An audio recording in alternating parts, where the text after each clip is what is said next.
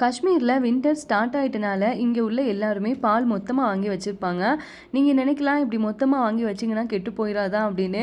Winter டைமில் காஷ்மீரே ஃப்ரிட்ஜாக தாங்க இருக்கும், அதனால் ஈஸியாக கெட்டு போகாது. சில பேர்லாம் காய்ச்சாமல் தான் வைப்பாங்க, ஆனால் நான் வந்து காய்ச்சி ஃப்ரிட்ஜில் வந்து ஸ்டோர் பண்ணி வச்சுருப்பேன்.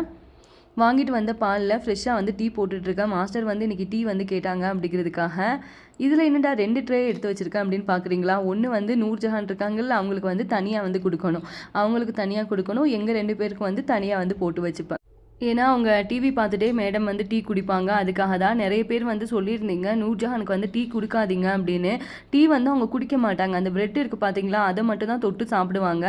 மற்றபடி வந்து டீ வந்து அவங்க குடிக்க மாட்டாங்க. மாஸ்டர் வந்து இன்றைக்கி வந்து லஞ்சுக்கு வீட்டுக்கு வரதா சொல்லிட்டாங்க. அதனால் லஞ்ச் வந்து ப்ரிப்பேர் பண்ணலைங்க. அவங்களுக்கு 11:30 மணிக்கு சாய் வந்து குடிப்பாங்க அப்படிங்கிறதுனால டீ மட்டும் போட்டு ஃப்ளாஸ்கில் ஊற்றி வச்சுட்டேன். அதுதான் வந்து இப்போ கொண்டு போயிட்டுருக்கேன். அவங்களும் வந்து வாங்கிட்டு ஸ்கூலுக்கு போயிட்டாங்க. தேங்க்ஸ் ஃபார் வாட்சிங்.